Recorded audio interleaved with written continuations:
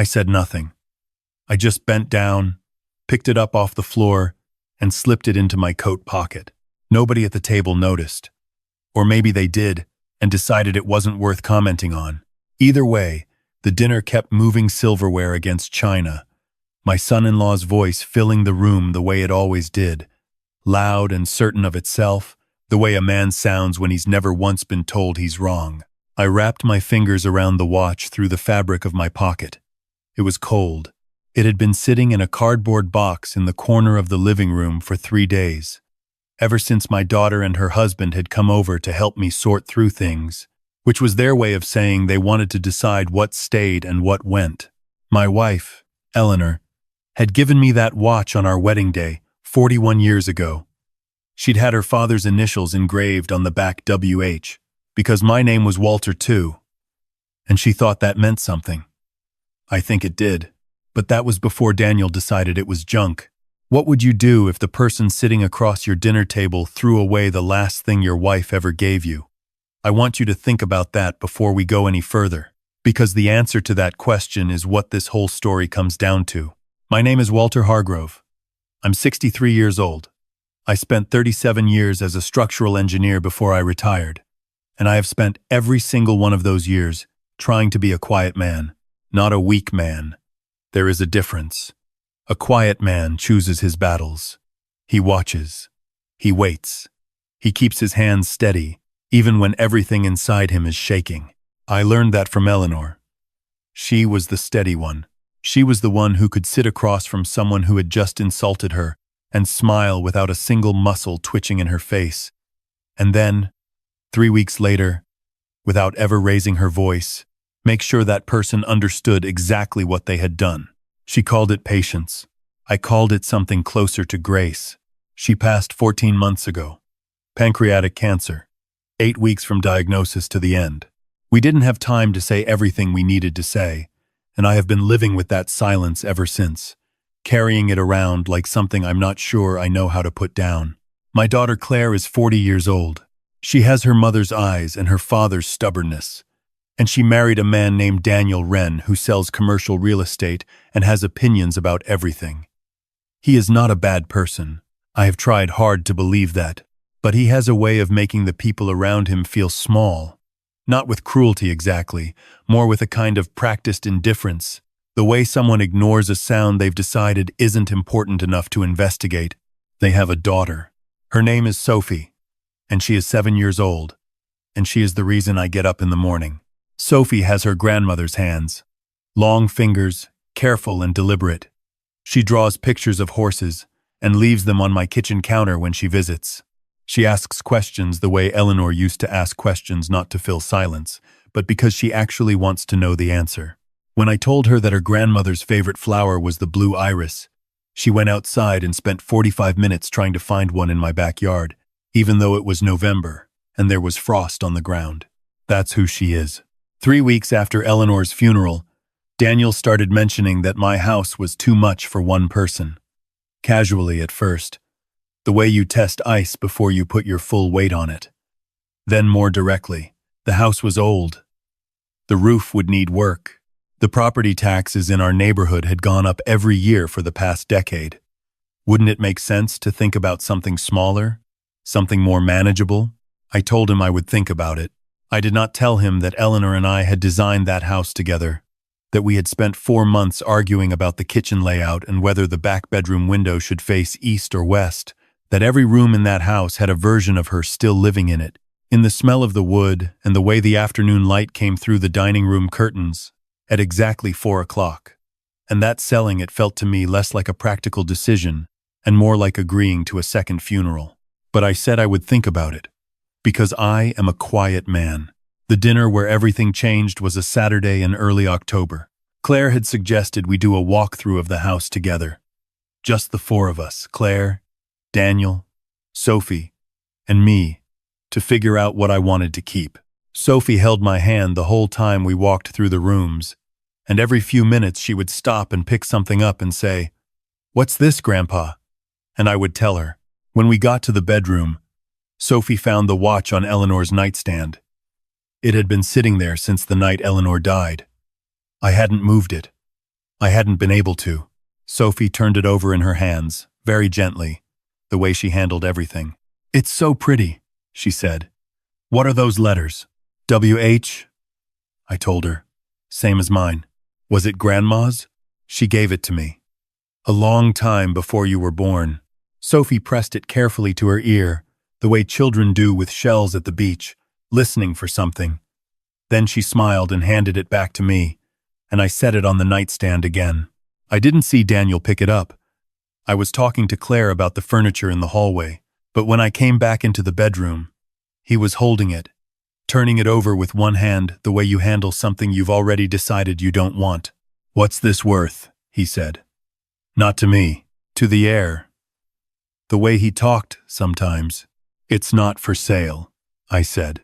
He looked at me for a moment, then set it down on top of the box he'd been filling with things for the donation pile. "It doesn't run," he said. I wound it. Nothing happened. Movements probably shot. These old pocket watches, you can't really get them repaired anymore. Not for anything reasonable. You'd spend more fixing it than it's ever going to be worth. I said, "It's not for sale." "Dad," Claire's voice from the doorway. The particular tired tone she used when she thought I was being difficult. Daniel shrugged. "I'm just saying.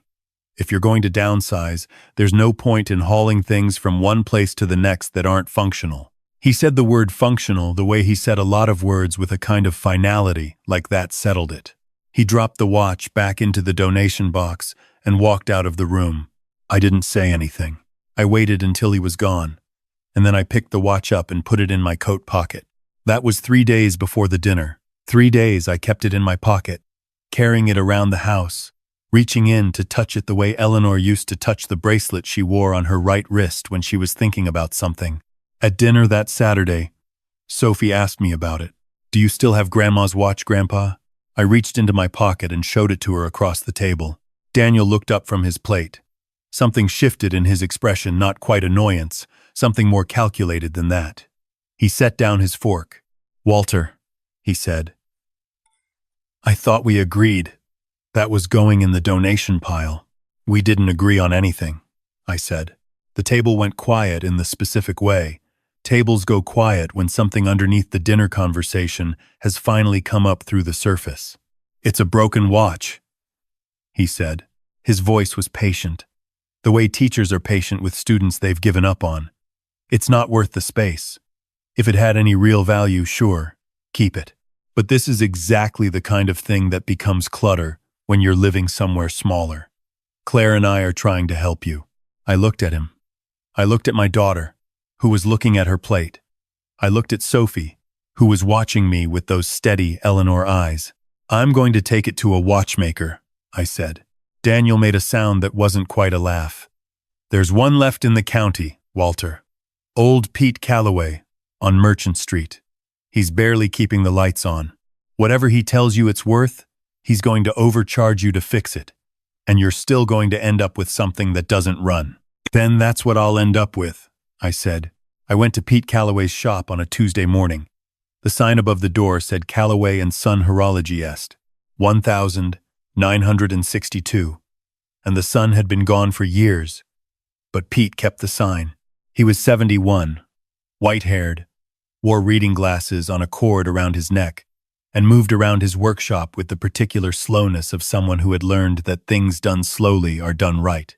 I set the watch on his counter and explained what I knew about it, that Eleanor had purchased it second-hand from an estate sale years before we were married, that the engraver who put on my initials had mentioned the watch was quite old, possibly early 1900s, possibly of some quality, though neither of us had ever looked into it further. Pete picked it up. He put on his glasses. He turned it over once, twice. Then he went very still. He set the watch down on the counterpad in front of him and looked up at me over his glasses. "Sir," he said, "I'm going to need you to sit down." I pulled up the stool beside the counter. "I need to look at this more carefully," he said. "But if what I think I'm seeing is correct." He stopped, started again. "Where did you say your wife acquired this?" I told him again. "Estate sale, somewhere in Connecticut, sometime in the late 1970s before we'd even met." Pete nodded slowly. He picked up a loop and bent over the watch. A full minute passed. Then another. "Do you know what a railroad-grade pocket watch is?" he said, without looking up. "Not in any detail," I said. He explained it to me. Railroad-grade watches were the highest standard of accuracy ever required of a timepiece for civilian use, manufactured to tolerances so precise that railroads mandated them by law, inspected regularly, documented meticulously. The great American watch companies produced them in limited numbers. They were built to last a century, and the best of them had. "This case," Pete said, "is 1/8-carat gold. The movement." He paused, bent closer. "The movement appears to be a Waltham model, 1892, 16 jewel, adjusted to 6 positions." He set down the loop and looked at me. "If the movement is in the condition I think it's in, and if this case is what it appears to be, you are not looking at a broken watch, Mr. Hargrove. You are looking at something a serious collector would travel a long way to sit down and discuss." The room felt different. The way rooms feel when something that was one thing becomes another thing entirely. "Can you fix it?" I said. "The movement isn't broken," Pete said. "It's seized from years of no oil. Give me a week." I left the watch with him. I didn't tell Claire. I didn't tell Daniel. I told Sophie. Because I tell Sophie most things. And because she already knew about the watch, and I didn't want to lie to her by leaving something out. We were sitting on my back porch, eating grilled cheese sandwiches when I told her. And she listened very carefully, the way she always listened. "So it's special," she said. "It seems like it might be," I said. She was quiet for a moment, chewing thoughtfully. Then she said, "Dad said old things aren't special unless they're worth money." Something moved through me when she said that. Not anger, exactly. More like sadness with a hard edge. "Old things are special," I said, "because they carry time in them. Every scratch on that watch is a day somebody lived. The people who owned it before me, they don't get to be alive anymore. But that watch is still here. That's not nothing." Sophie looked at me for a long moment. "I think that's what Grandma thought too," she said. I had to look away for a second. "I think so too," I said. The week Pete needed became 10 days. I drove back to Merchant Street on a Thursday, and Pete was waiting for me at the counter. The watch was sitting on a velvet cloth in the display case light, and it was running, the sound of it that small, steady tick. After all those years of silence, I don't know how to explain what that did to me. Eleanor had carried this thing into my life without knowing what it was. She'd found it at a tag sale, thought it was pretty, had it engraved, and given it to me on the most important day of my life. And it had been ticking inside itself all along, waiting. Pete had also found something else. Old pocket watches of this grade, he said, sometimes had a hidden inner case. The watchmaker's exam mark, serial number documentation, sometimes personal effects, letters, photographs. People used them like small safes. Back when these were being made, he slid the watch across the counter. "There's a catch on the interior bezel. Press just here," he showed me. A section of the inner case shifted, revealing a small compartment no wider than a book of matches, shallow, lined in yellowed silk. Inside was a folded piece of paper. I unfolded it with hands that were not entirely steady. It was a letter, handwritten. The ink had browned with age. The date at the top read the 14th of September 1931. The handwriting was careful and old-fashioned, the kind of penmanship that isn't taught anymore. "To whoever carries this watch after I am gone. This watch belonged to my father, and his father before him. I am sending it forward in time without knowing whose hands will eventually hold it. I want those hands to know this. The Waltham Watch Company hallmarked this movement in 1892, and I have the documentation. It was exhibited at the 1893 World's Columbian Exposition in Chicago as a sample of finest American manufacture. My father's name is engraved in the movement cover. If you find this letter, that engraving is your proof. Take this watch to a museum, to a university, to anyone who understands what was made in this country before the machines made everything the same. Tell them where it came from. It is worth something, but not in the way most people mean when they use that word. Henry A. Morse, Toledo, Ohio. 1931. I read it twice. Then I set it on the counter and I looked at Pete. The engraving, I said. He nodded. Inside the movement cover, H-A-M. I noticed it during the service. Thought you should see the letter first. What happened next is the part where I ask you again to consider who you are and what you'd do. I had, at that point, an artifact of genuine American historical significance sitting in my hands.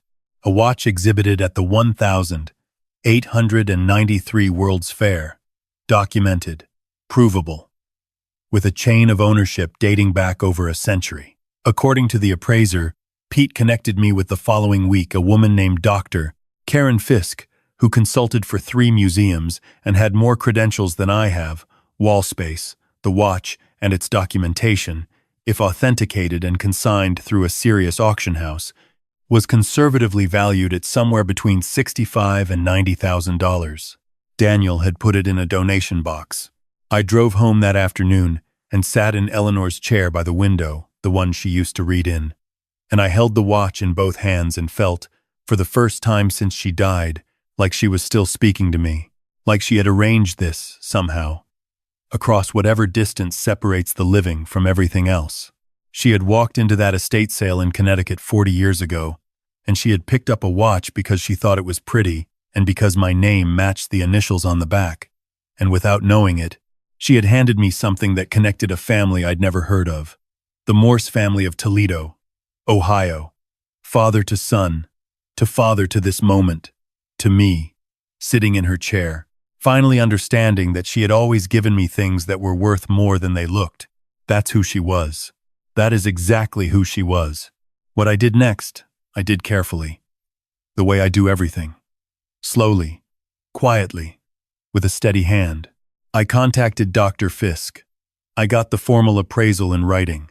I contacted an auction specialist in Boston that Dr. Fisk recommended.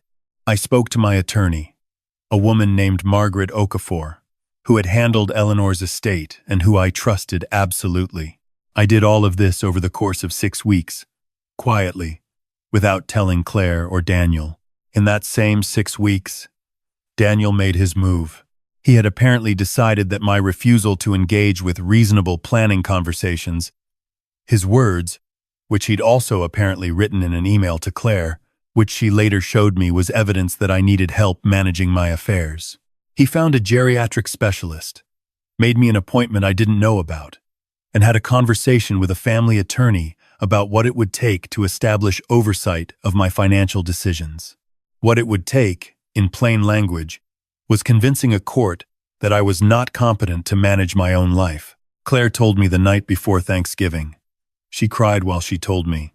She said she hadn't agreed with it, that she'd told Daniel it was too far, but that she hadn't stopped it either, and that she was sorry, and that she didn't know what to do.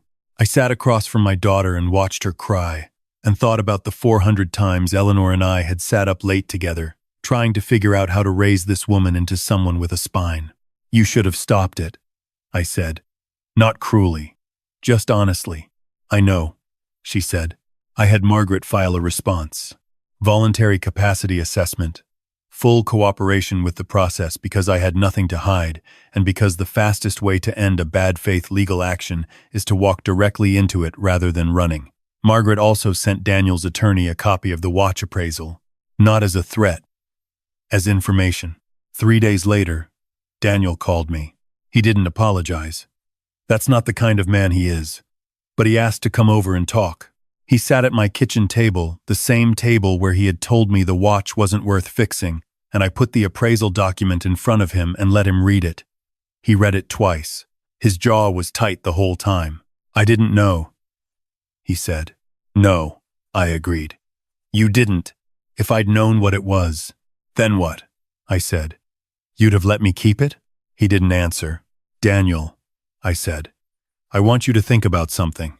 If your daughter grows up and marries someone who decides her judgment isn't worth consulting, who drops the things she cares about into a donation box without asking, who then tries to take legal control of her life when she doesn't fall into line, what do you want her to do? He sat with that for a moment. What are you going to do with it? he said. Meaning the watch. I'm going to donate it, I said. To the Smithsonian. Dr. Fisk has already made the introduction. They're very interested. It'll be in the American History Collection, attributed to the Morse family of Toledo. I paused. And to Eleanor Hargrove, who found it at an estate sale because it was pretty and because she loved me. He was quiet for a long time.